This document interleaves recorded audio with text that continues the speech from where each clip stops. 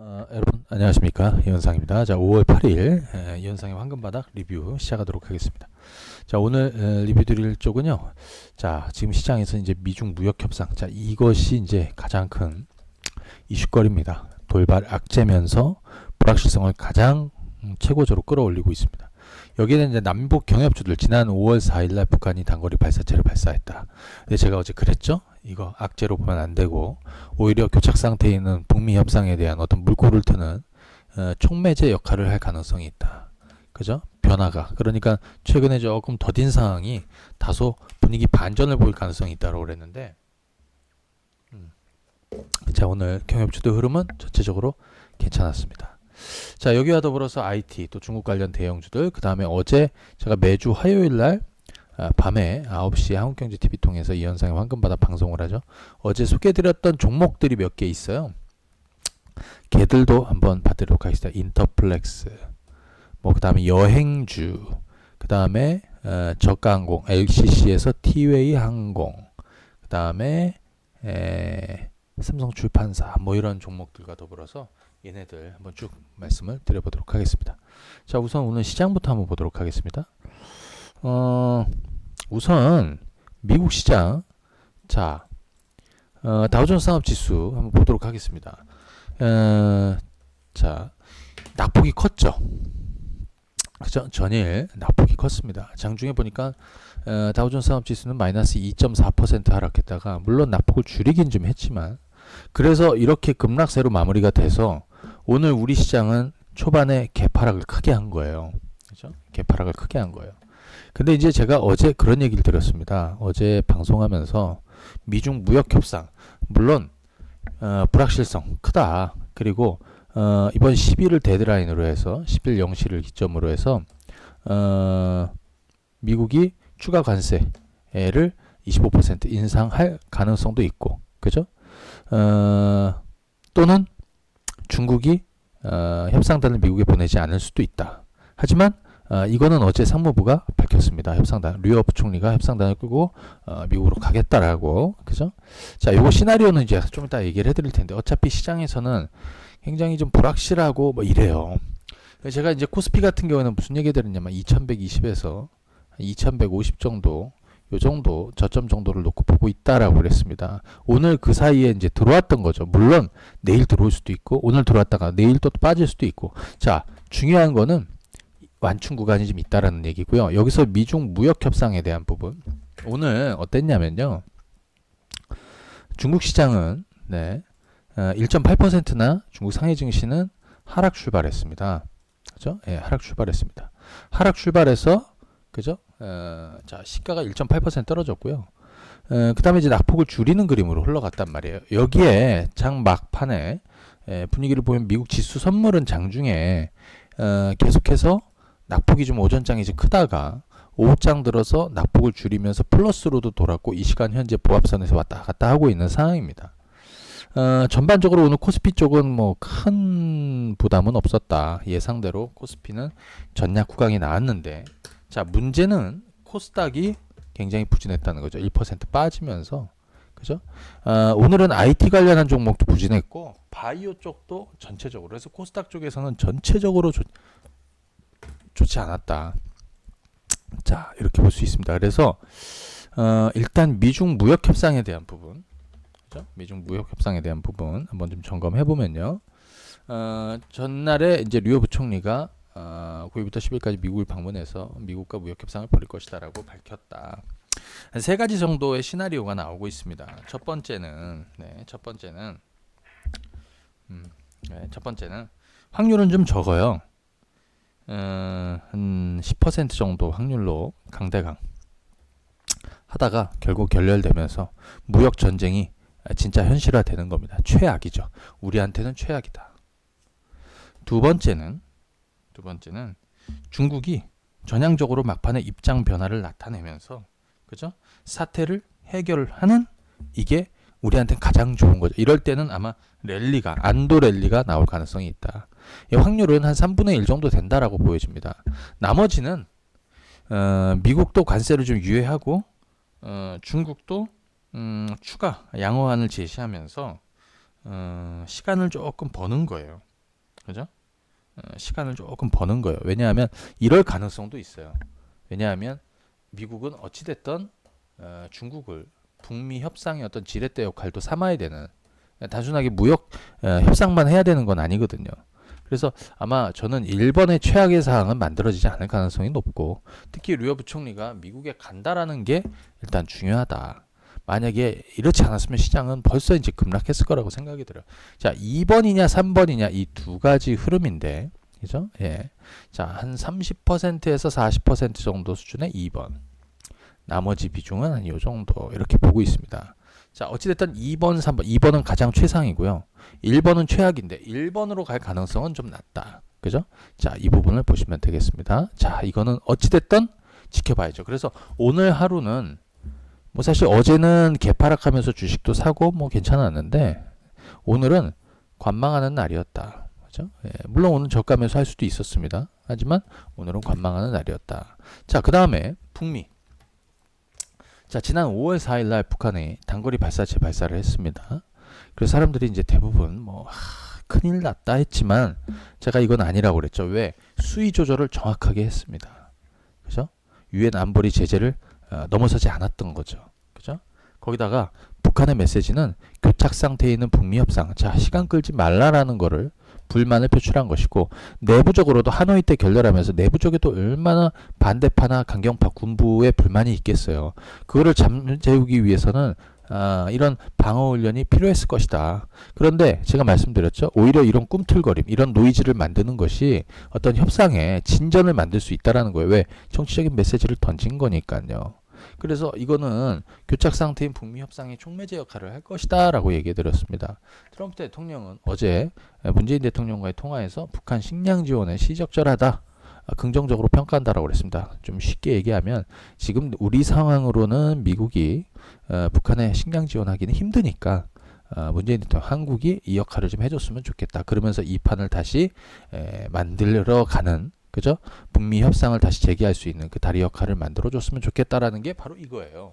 오늘 비건 특별대표가 방한을 합니다. 그죠? 네. 내일부터 일정이 시작이 되는데 아마 이 대북 식량 지원에 대한 부분, 그 다음에 꼬였던 비핵화, 북미 협상에 대한 이런 부분에 진전을 만들 수 있는 이런 내용들을 이번에 같이 협의하게 될 것이다 라고 생각이 들어요. 아마 북한의 식량 지원으로 해서 남북이 먼저 접촉을 시작할 것이다 이렇게 보여지고요. 오늘 나온 얘기 보니까 트럼프 대통령이 이달이나 또는 다음 달 중에 방안을 추진한다. 그죠? 이건 단순하게 뭐 문재인 대통령 아니면 한국이 좋아서 오는 뭐 이게 아니라, 그죠? 이 문제에 대해서, 그죠?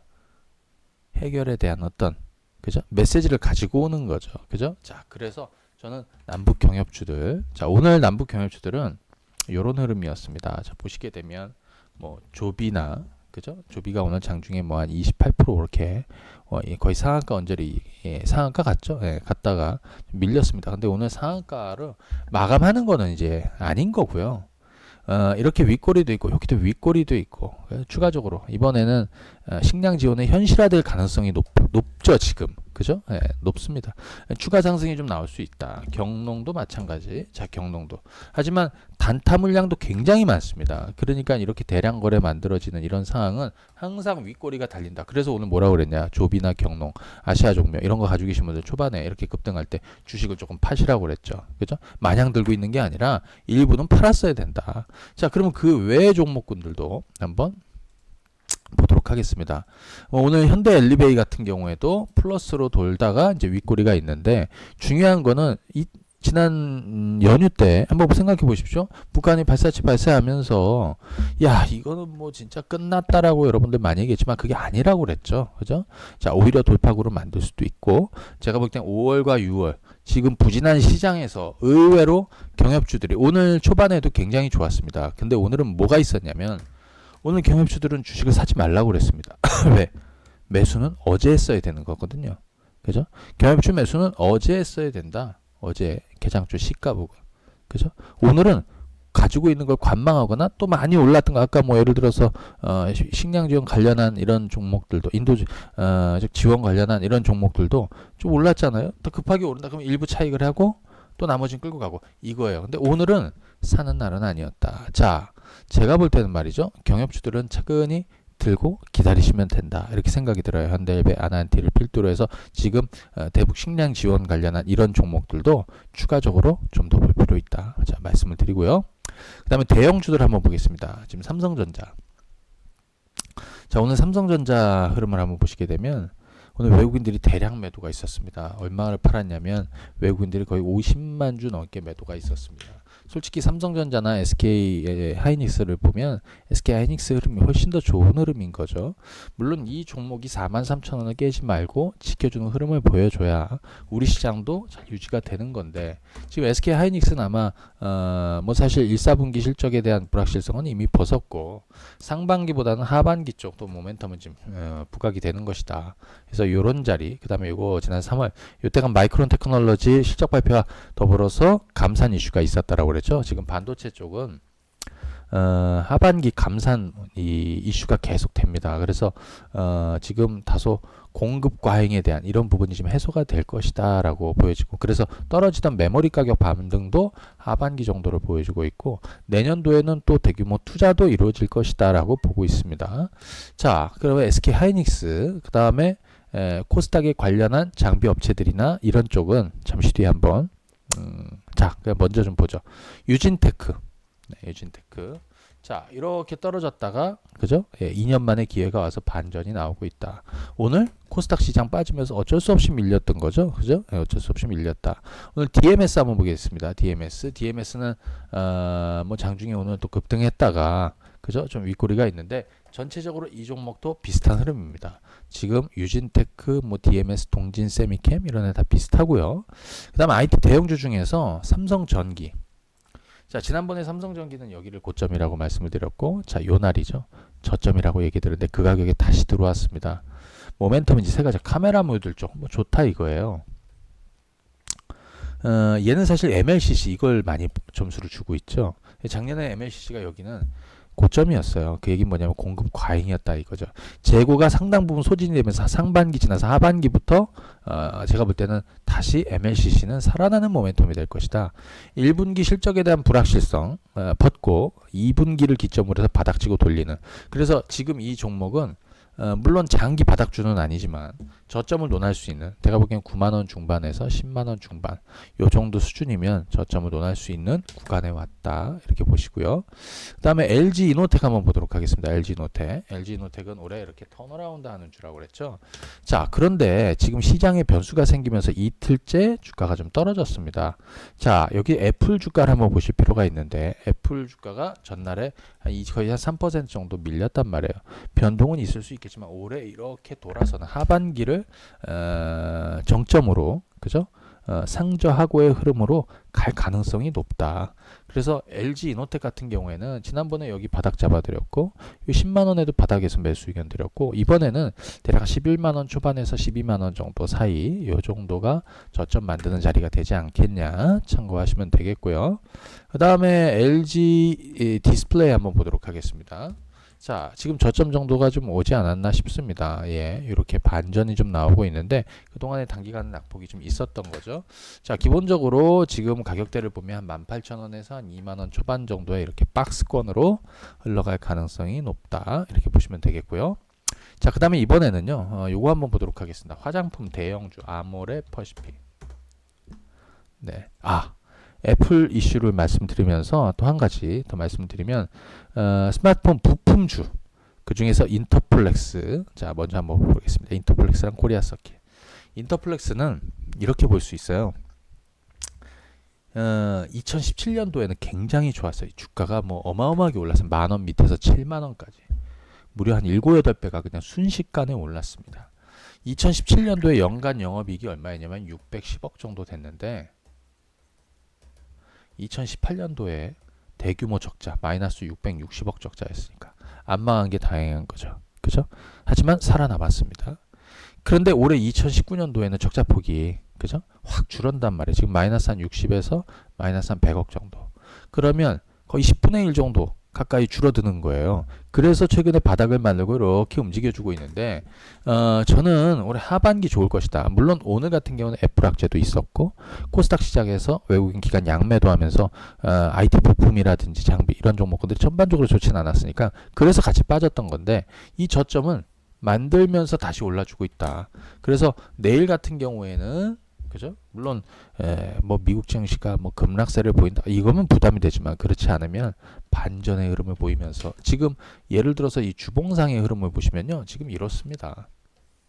저는 이 자리를 어디로 보냐면 예전에 서울반도체 2017년도 자 제가 바닥을 만들어 드렸던 자리가 서울반도체 바로 2016년 말에서 2017년도 여기거든요. 이때는 대규모 적자에서 플러스로 돌아서는 막 이런 바닥을 만들고 그죠? 이런 거였어요. 아시겠지만 그때 서울반도체가 3년을 죽여놨거든요.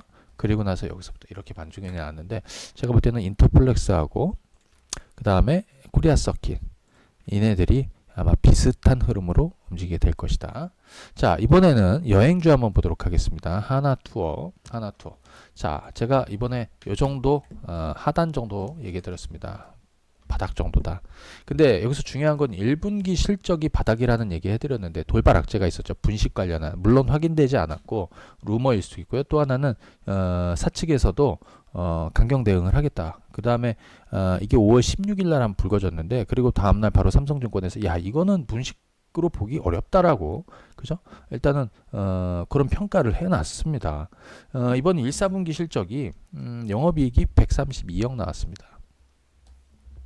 130. 전년 동기로 한 10% 늘어난 거죠. 그러니까 작년 기저효과도 있고 올해 그러니까 작년에 굉장히 부진했던 호텔이나 면세점 같은 자회사들 실적이 나아지고 있다라는 거예요. 그래서 반전이 좀 나오고 있는 거죠. 돌발 악재가 있었단 말이에요. 여기. 그죠? 그러다가 모멘텀이 없고 시장도 빠지니까 같이 스물스물 밀려왔지만 결국엔 실적이 반전이 나와주고 있는 상황입니다. 하나 투어고요. 모두 투어도 마찬가지. 모두 투어도 자 자회사 리스크는 줄어들고 있습니다. 뭐 자유투어라든지 뭐 모두스테이나 이런 애들이 작년엔 대부분 적자였지만 올해는 흑자 전환 적자폭이 줄어들면서 흑자로 돌고 있고요. 여기 보시면 이렇게 바닥점을 좀 만들고 있습니다. 모두 투어도 1분기에 영업이익이 잘 나왔습니다. 시장의 기대치가 얼마였냐면 73억이었어요. 근데 실제로 뚜껑 열어보니까 얼마가 나면 91억이 나왔습니다. 그죠? 자 내용이 괜찮습니다. 그 다음에 지난 3월 달에 한중 항공회담이 있었죠. 한중 항공회담. 그죠? 예. 그다음에 지난 3월 지난 5월 2일이었나? 아마 그 항공노선 분배가 있었습니다. 그래서 항공노선 9개를 신설을 하고 LCC 저가 항공사들의 운수권 비율을 높여주는 그죠? 이렇게 돼서 중국 패키지 관광에 대한 이런 여행 수요가 앞으로 늘어날 것이다라는 기대감들. 그래서 시장 대비해서 견조하죠. 미리 빠졌으니까. 여행주들은 그렇게 보십시오. 여기에 추가적으로 티웨이 항공 어제 방송에서 좀 말씀을 드렸습니다. 자, 티웨이 항공 같은 경우에는 다른 이슈보다는 뭐 실적이 개선되느니 뭐 그 모멘텀으로는 안 될 것 같고요. 자, 이번에 한중 항공회담 이후에 국토부가 한중 운수권 배분이 있었습니다. 그죠? 근데 여기서 LCC를 많이 비율을 높여줬죠. LCC 운수권 비율을 기존의 10.5%에서 28%까지 늘려줬습니다. 그죠? 그런데 여기서 가장 큰 수혜를 보는 것이 티웨이하고 제주항공입니다. 9개 노선을 늘려주고 주 35회 운행을 할 수 있게끔. 그래서 얘네들이 그래서 근래 들어서 티웨이 항공은 아마 여러분들이 찾아보시면 수급이 굉장히 좋게 만들어지고 있을 것이다. 그죠? 자, 지금 주가 흐름도 이렇게 해서 차근히 움직이기 때문에 자 어제 관심 있게 보시라고 그랬고요. 끝으로 삼성출판사 자 요것도 지난번 상어가죠. 요것이 빌보드 차트에 상위에 링크가 되었죠. 링크가 되면서 한번 급등을 했었는데 그로부터 4개월 지났다가 어제 좀 반전의 변곡점을 만드는 것 같다. 이거는 단기적인 이슈로 한번 보시면 되겠습니다. 자, 어려운 시장이 만들어지고 있는데 아마 결말은 곧 나겠죠. 5월 하반, 그러니까 5월 말로 가면 시장에 새로운 이슈가 좀 있어요. 그거는 차차 좀 얘기해드리겠지만 일단 내일 만기일도 있고 그 다음에 지금 미중 무역 협상에 대한 굉장히 불안한 상황이고 불확실히 부각이 되는 상황이지만 트럼프 대통령이 미친 전략이 그죠? 어떤 막판 극적인 어떤 타협점을 찾을 수 있는 그죠? 협상의 기술인지 자 이거는 제가 지켜볼 만한 내용입니다. 자 내일 다시 리뷰를 드리도록 하겠습니다. 오늘은 여기까지 하겠습니다. 감사합니다. 네.